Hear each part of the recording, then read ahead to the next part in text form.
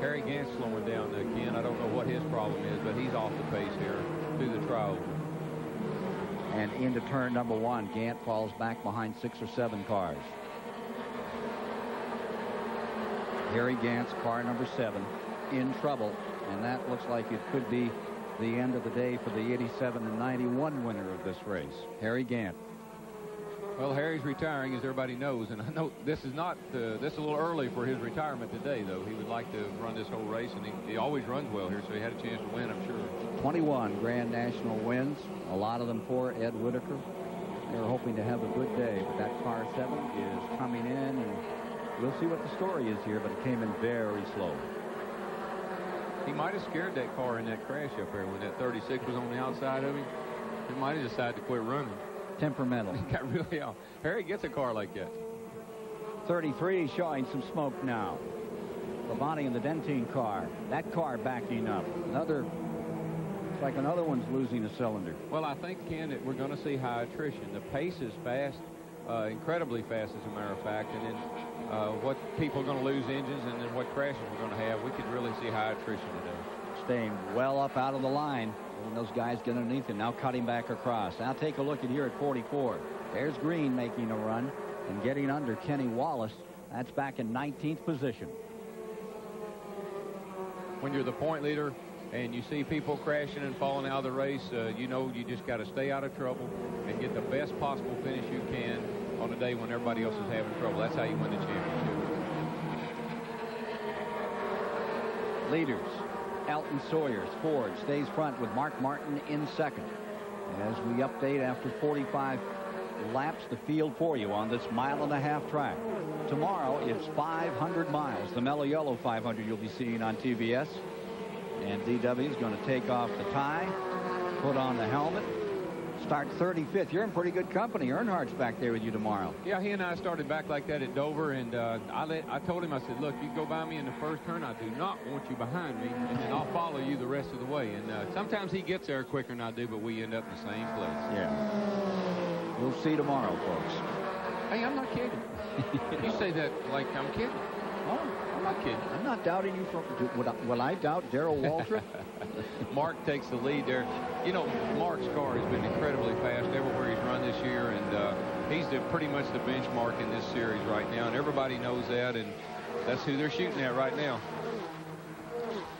So Elton's got a lot of help for next year. Ford credit, and that red carpet folks, they're going to stay with him. He ought to have a super team. Oh, he does. Bob Sutton owns that team, and I tell you, I like Elton Sawyer a lot. He's a sharp young man, and he's a good race car driver, and I think he's got the potential to move up to Cup one of these days. There you see McLaughlin, Jarrett, 32 and 34, having a pretty good tussle at the present time, and Chad Little's in there just behind them. So the way they're deployed, that's 4th, 5th, 6th. So far, the Cup guys haven't fared too well. Kenny Schrader's out, Earnhardt's out. Several of the Cup guys have had trouble. Bobby Labonte is out. Speaking of the Labontes, where is Terry? That sucker will slip around here, and you won't know where he is, and he'll just be riding along. The next thing you know, down near the end of the race, all of a sudden you see that white 14 right at the front. He's 10th right now. Here's Dick Berggren. Well, Harry Gant has won 4 Busch Series races here in Charlotte. Not today. What went wrong with it, Harry? Well, I think we broke a push rod or a rocker arm. It started missing, and you know, we geared a little extra high today and tried to lay back and get things sorted out. Really finished today. We really hoped we could be able to win the last Busch race we're going to run here, but you know, all we could do, and we still, you know, we broke. So maybe we'll do better at Rockingham. And tomorrow, and we'll see him tomorrow on TBS in the Winston Cup show. Indeed. Last ride here. Won his first Super Speedway event in '82. Stanton Barrett had a good qualifying mark, 25th.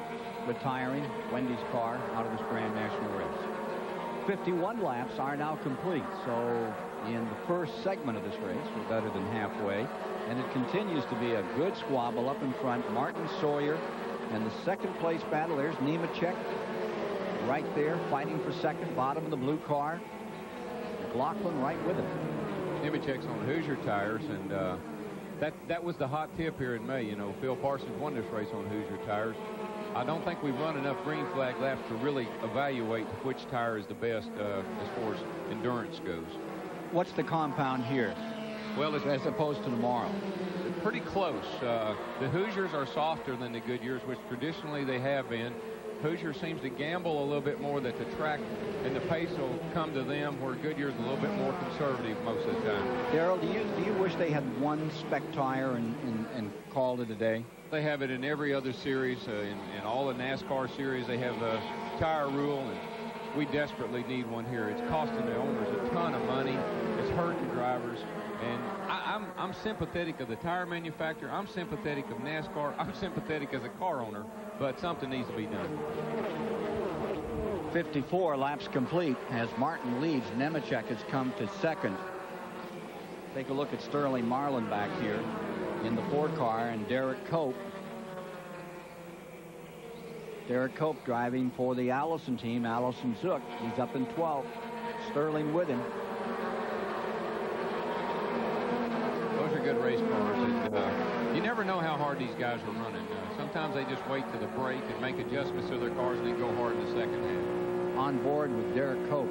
Yeah, that cable flopping around there is the roof flap cable. That's what, that little washer at the bottom of that cable, when the flap comes open, that goes up against the roof there, and that's what keeps the flap from coming, it keeps it at 90 degrees. So that's just all that is, the cable flopping around there for the roof flap. Now, I can't believe they have anything like that in Earnhardt's car with his peripheral vision. That bothered him. Well, yeah. He sees out the back of his head. It's amazing what bothers him and what doesn't. Very little bothers him, I might add. Cars you're looking at right now are about 5 1/10 of a second from the leader as you watch Jimmy Hensley in car number 20, 11th spot, right up there with Derek Cope in that struggle. Gives you some sense of those banks. 1.5 miles of the 24-degree bank, Darrell. 1.5 miles of the 24-degree bank. How does that feel as opposed to 31 degrees down at Daytona? Well, you get so much grip here, you get a lot of G-forces, more than you do even at Daytona, with the surface being the way it is. And if you watch those cars from an aerial view, how quickly they go around that turn, you'll get some sensation of what it feels like. More of the action here at the Charlotte Motor Speedway as Mark Martin continues to dominate in Grand National Racing. Can he stay that way? We'll see. Providing these aerial shots of today's race, Advance Auto Home. A PDQ, parts delivered quick. Pretty exciting stuff from the top side here today. Yeah, it really is, and if you keep an eye on that interval between the 87 car Nemechek and our leader, Mark Martin, that will not change. Mark's only going to run hard enough to keep Nemechek about 15, 20 car lengths back, take care of the tires, and get to halfway. That's his mission right now. Second and third right there, and there's that leader, DW says, is on cruise control. He really is. That's how good that car is. That's how good Mark is. Meanwhile, on pit road, a black flag was extended to car number 92, and Larry Pearson had to come in. He's 7th in points, but he's well off the pace today. Hoods up. That doesn't look good for Pearson. No, it really doesn't. They said they had a valve cover leaking, and it's been smoking sporadically, real bad sometime and not so badly others. So I guess they're trying to fix that now. There you see the interval, Darrell, between first, back to second and third. And then it's Dale Jarrett in fourth, Chad Little fifth, Phil Parsons sixth, Elton Sawyer seventh. Your brothers in 8th, Bobby Hill in his 9th, Cope is in 10th, Terry Labonte 11th. Jimmy Hensley and Sterling Marlin are not too far out of that group either. So we kind of got some 2 and 3 car races going on, but for the most part, everything's settled down right now. We've lost a lot of race cars here early on, so I think everybody's just taking care of their cars now. Got an update on that car 60 leading Mark Martin, Dick Berger. Well, Darrell Waltrip hit the nail right on the head, Ken Squire, when he said Mark Martin is going to try to stay in the lead. The reason, just before that last pit stop, his temperature, water temperature, was climbing. They were becoming concerned. Reason for the water temperature climbing? Some of the rubber from the racetrack flying back in and hitting the grill and starting to fill it up. They must have memories of Darlington, where in the Cup race he was leading until at the very end the temperature rose so high the motor exploded. He's going to stay out in front, you better believe. Battle still right here. Nemechek in the 87 trying to check out on McLaughlin. Not a chance. No, that's a magic shoe. Again, Nemechek's on the Hoosier tires, and they're holding up pretty well, looks like. I haven't seen any indication of any problem. Take a look at Benson here in the 74. Giving it a good ride after all the trouble he's had. He's back in 24th position. And And you're on board with Joe Bessie, who is chasing just behind him in 25th. Joe Bessie in that Duraloop car. Pride of Scarborough, Maine, Joe Bessie, and they say he's working up a pretty good deal for next year.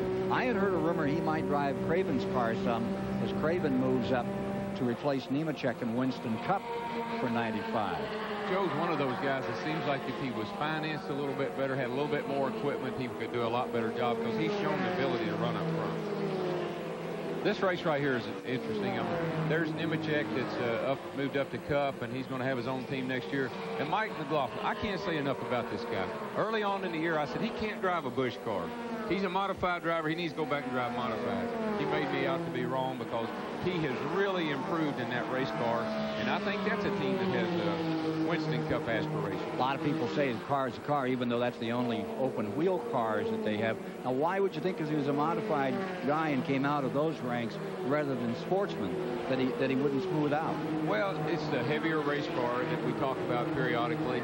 Bigger racetracks, these 1.5 and 2 mile super speedways, and it just takes some getting used to, and some guys never make that transition from that 15-inch wide modified tire to this little 12-inch wide super speedway tire at places like Charlotte. Put him in a modified and you can't touch him.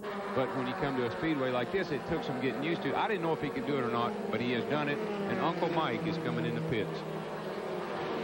I don't know what his problem is, but here he comes. Michael Waltrip's number 30, running 8th on the pit road. Randy? Well, the deal is, Michael came over the radio just a moment ago, said, guys, bad vibration. Right front, let's not take a chance. I believe it's the right front. Let's come in, change 4 if we can under green. Unfortunately for Michael, he's going 1 down right now after running about 7th. Mark Martin goes by. They're on the left-hand side now for the Pennzoil Pontiac. Pretty quick pit stop. They fill it up with Unical fuel as well. They're working on the right rear. Michael down and away, but he's 1 lap down. On the 69th lap. Yeah, I would say we haven't run enough prolonged runs here, long enough runs to really get a feel for what the tires were going to do. We have done that now since our last caution. If we're going to have a tire problem, it's going to start to show up. There he is back on the track, car number 30. I'll be real curious to see if he did have a tire problem. See, in the back, a lot of drivers' minds, they think they're going to have a tire problem. And so if you pick up a vibration or the car does anything, changes any little bit, the driver gets a little bit nervous and says, I think I got a tire going down, or I think I got a tire going up, I'm coming in the pit. There you see Nemechek in the 87. He now has second spot to himself.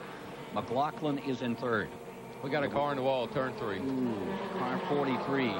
Getting it high, bringing out the caution, and that'll be the second caution of the afternoon. This for Rodney Combs of Lost Creek, West Virginia.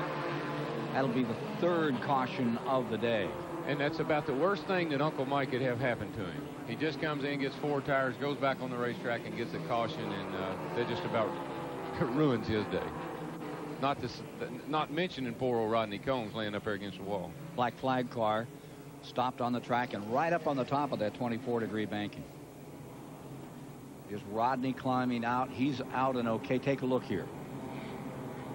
He lost that thing right on the straightaway. I'm not sure. That's got to be a tire problem because he was not even to the turn yet, and up into the fence he went. So I think he may have had a tire problem. I wouldn't be surprised.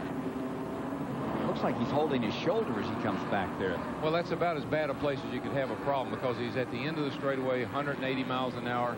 Lose control, that's a hard lick. We'll update you on Rodney Combs. There's 72 laps complete as the field is back under caution. 11 cars have retired from this 45-car field that commenced today in this all-pro bumper-to-bumper 300.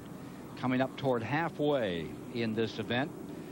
That's about 27 laps off. Stay with us here for all the action on TBS.